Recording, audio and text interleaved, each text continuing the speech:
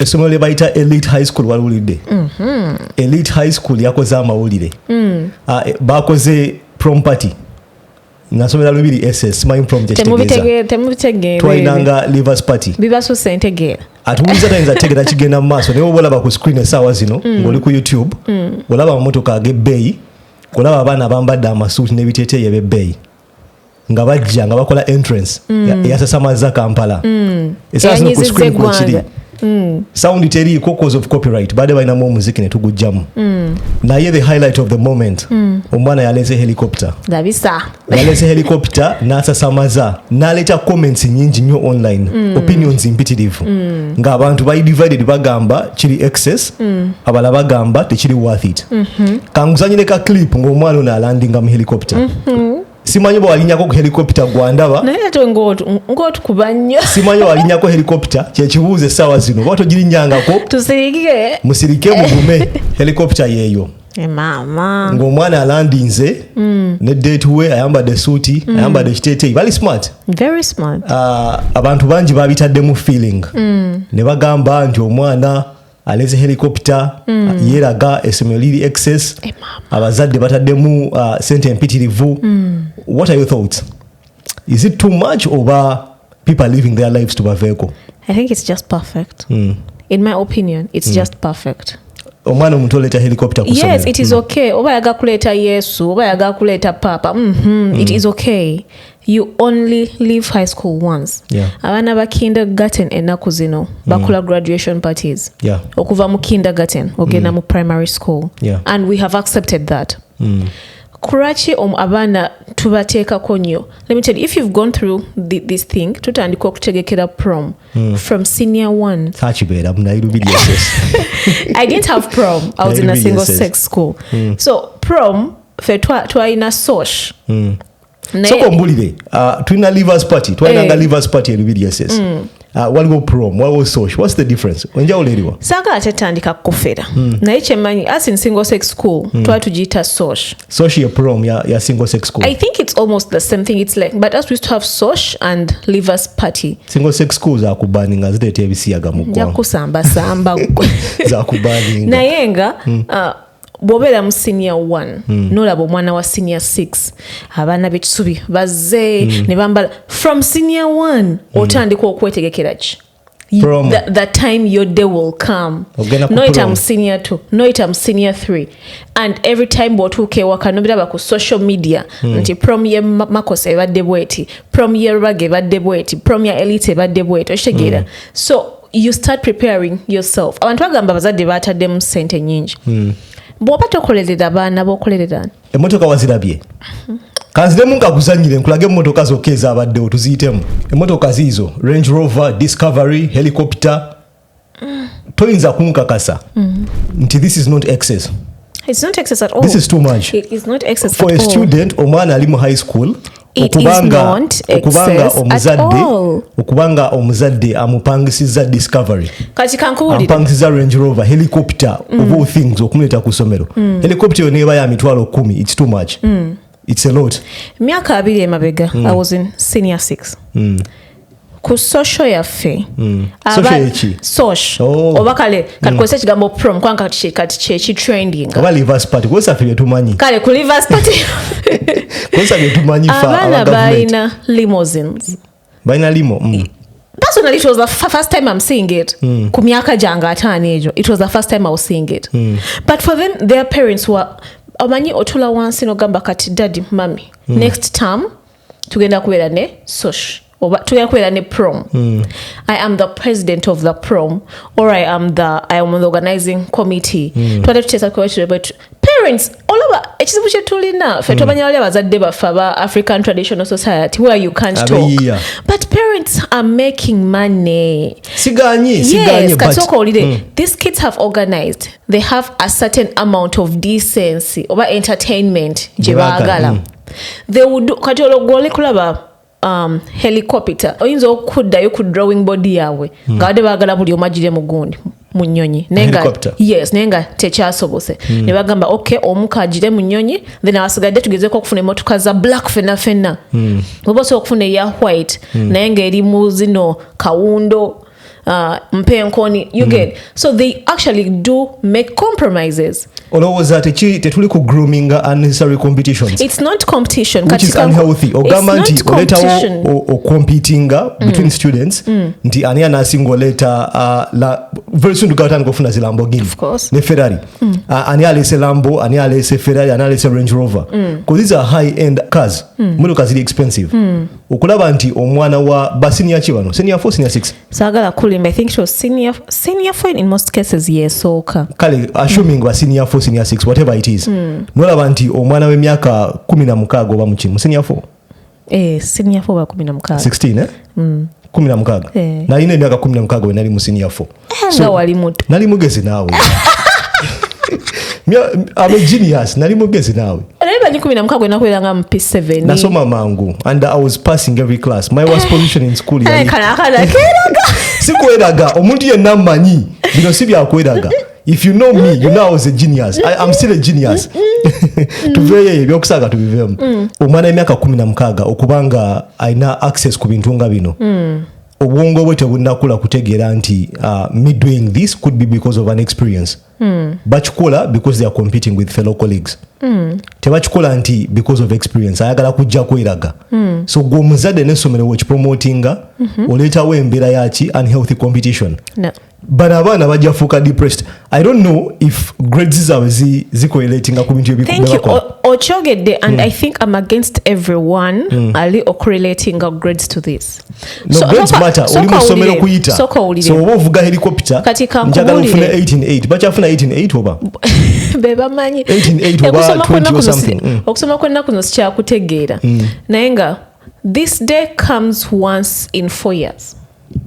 Kale kakanga I'm assuming yabadde PROM year form 4 this day comes once in 4 years so if you people mwagala ku capitalizing ku grades so mwagala ku ngamba nti ono omwana abadde with more than 1000 days okusoma naye olunaku olumu lwayamba ate ekizibu kyokka kyemulina the big car ebiteeteeyi ebirungi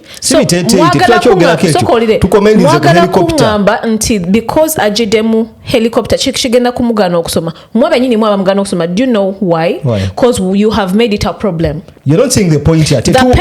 Tetuganye abazadde batula wansi ne bagamba yes it's okay katukuteeka millions zaffe 10 you have this one time experience in life you're not going to have PROM ever again go enjoy yourself kati ngakubire if you are a parent omanya abazadde atulansi nagamba okay eno tamu sigenda kuwa simu naye tamu eddako tujja genda mu dduuka olonde simu jojo okola ki bw'oli kufokasinga ku muzadde nze nakugambye omwana w'emyaka 16 omwana w'emyaka 18 obwongo bwe tebunnakula kufuna difference between an experience and competition. You are used to an experience of African parents. These are Africans but Uganda nganze anti ngamba you African parents boyogerako be baffe aba African traditional society. Why are you focusing on the parents?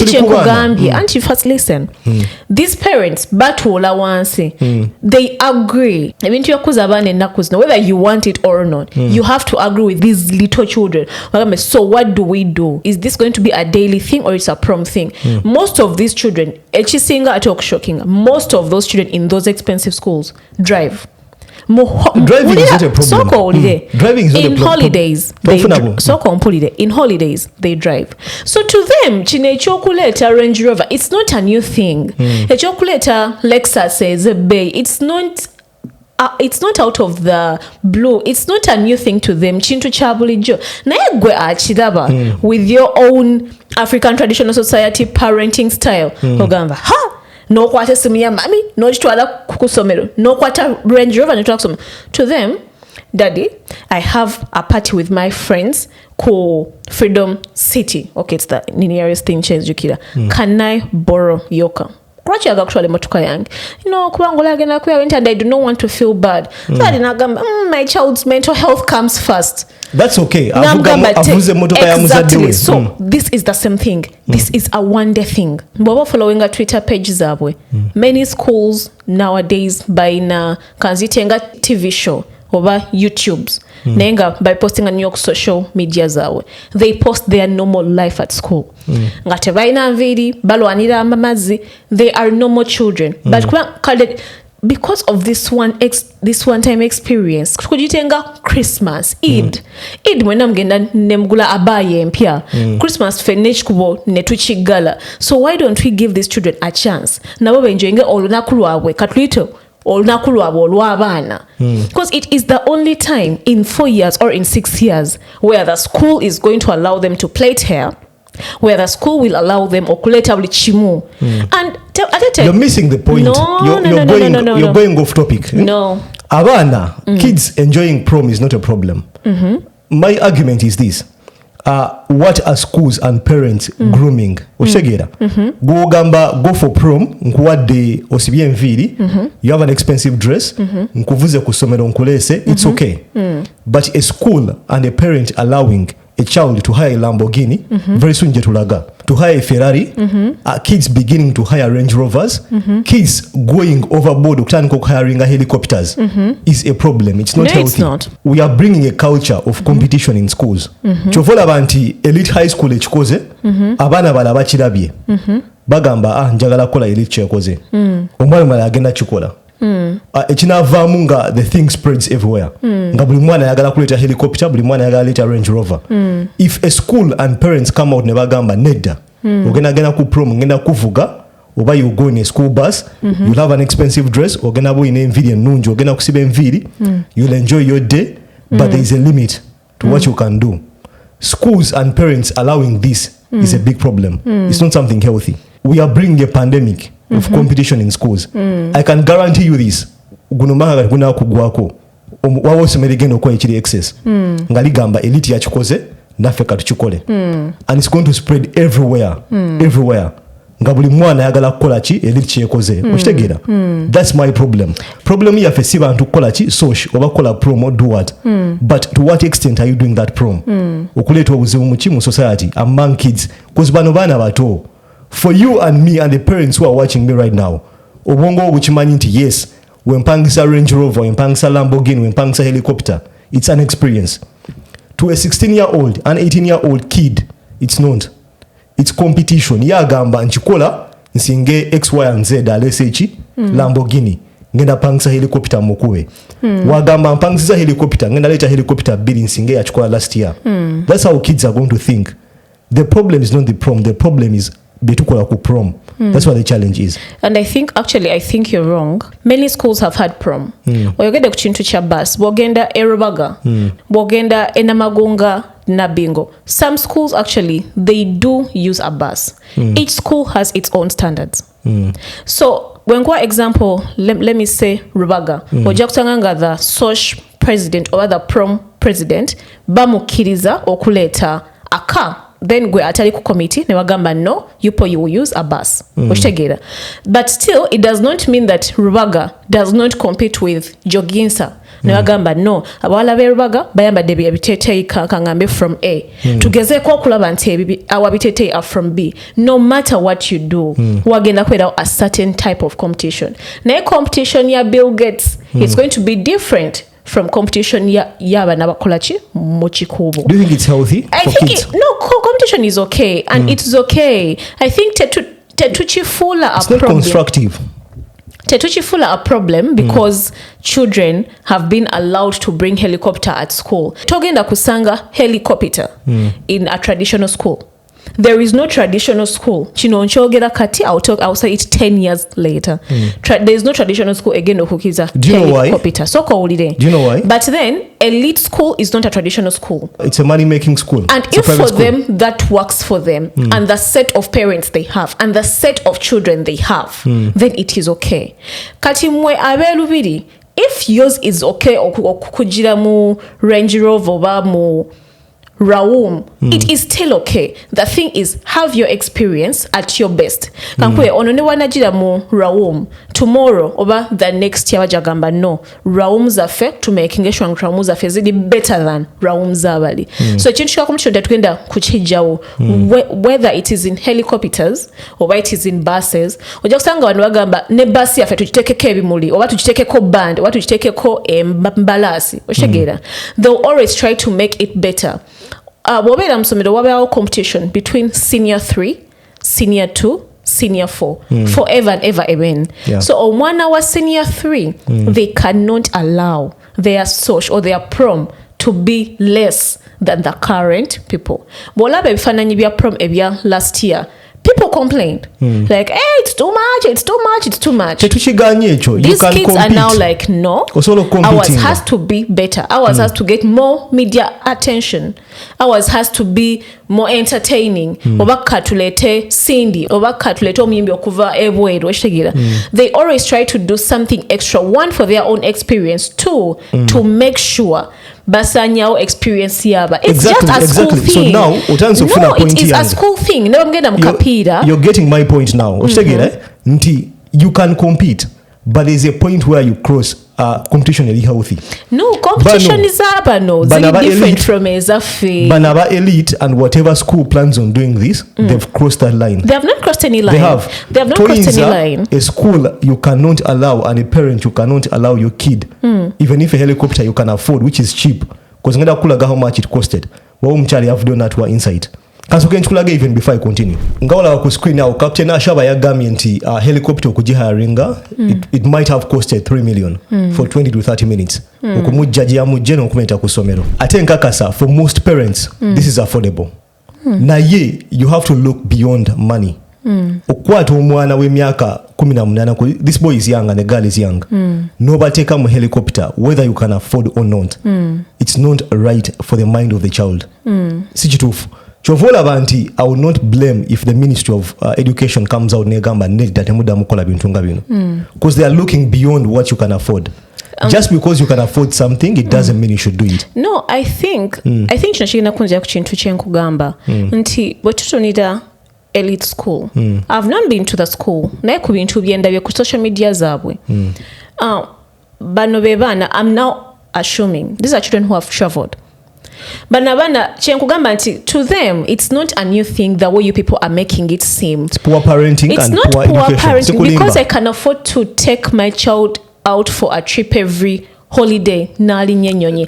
And so talking about travels and stuff. We are talking about prom, bringing helicopters and I'm trying to build a picture here for you. Until for these children, helicopter, it's nothing new. You've for in different countries.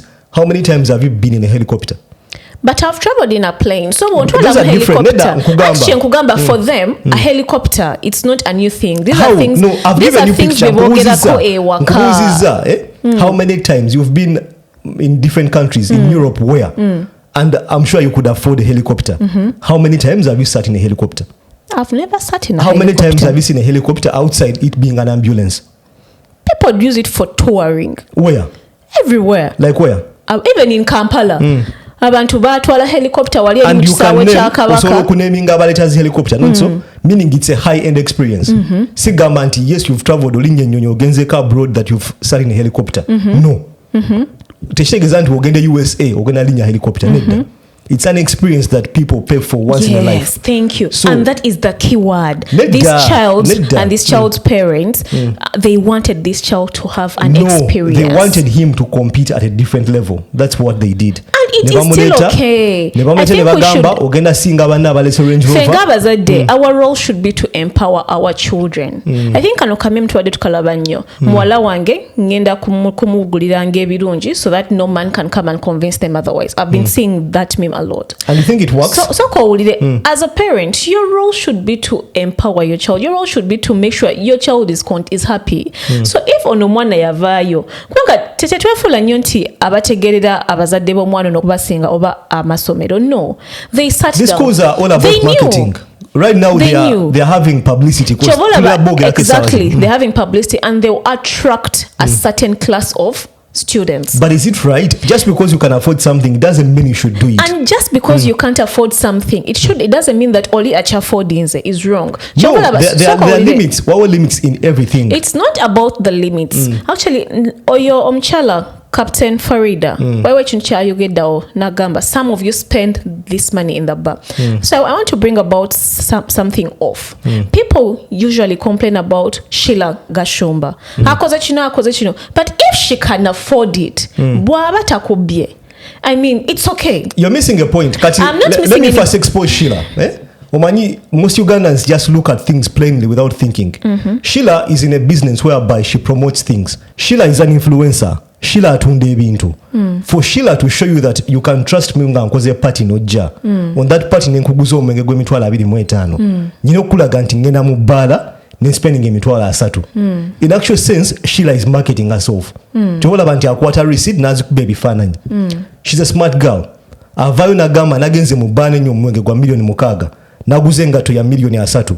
Sheila wojja n'atandika okugamba nti nkoze party, the booze ku party yange ya mitwalo 25 togenda gana zisasula.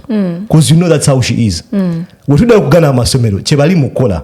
They are using kids and parents to market their schools. Ogamba nti ntadde helicopter and I can allow kids to hire Range Rovers. Just because you can afford something, it doesn't make it right. These schools are using kids. No, I totally disagree they are with you. making schemes. I think I love this statement. Omumpi wakomba wakwata. Us who cannot stand, okay, kankoze kigambo kino. Fe abatagala abaana baffe kuonooneka. Kwanga abasinga mu kifudde nti abaana tubonoona kubagulira Range Rover kubatwala for prom for one day. You've made it a big deal. So those of you who are not comfortable, in January guno omwaka ogenda otandika. Bagenda kuba tuyingiza abaana ba senior 1 mu masomero. Bw'ogenda ku elite school, you'll find a long line. Parents would actually want to take their children to that school. Regardless of bichibye mogede, there is still value. Because omwana avuze Range Rover today, if these children were in Range Rovers every day at school, if the school made it a must, nabagamba nti buli mwana alina okujja ne Range Rover kusomero on a daily basis, that would be wrong. Naye okubakkiriza abaana okuleeta whatever they want to experience this one day. I think it is okay. We shouldn't make it a big deal. Kino ekintu kyaliko sometime back ku PLE. Abaana baba webimuli. And people still complained. It's not right. Okutandika okukola ebimuli by'essente, it's not right. We should keep schools traditional. I think we should move. We should. Omulembe gw'okuwa success card ezikaaba. Gwe baba kuwanga success card ekaaba. No sanyuka no tukabiza mu class. Kati mukola gwa bimuli. Yes, kwa omulembe gwa success card ekaaba gwakola ki. Mwatandise ne 5 mugenda kudda ku ki ku 10 mutandika okuteeka mu 5 twavaawo dda. Muli kumeka. Kyosobola. Our schools need to ban this. Exactly. Some schools banned it. Ne bagamba omwana tubaletera success cards but not money bouquets. They made it clear because they saw in the future they were this is going to become a problem. Nti allowing emitwalo 5 next time parent agenda laba ono XYZ yado mwana we 5 kantekemu akakadde. Very soon that take $1,500,000 nedda tetujja bikirizego. Tubule choloza mu comment section wansawo. Olowooza abazadde babakirize abaana babatandika okugenda mu masomero agakiriza abaana okupangisa zi Range Rover okulisa zi helicopter. Very soon batandika okupangisa Lamborghini, Ferrari. But it is Tesla ku masomero. Do you think it's right or wrong? Kiteke mu comment section wansawo. Tujja kulaba mukadako. Peace.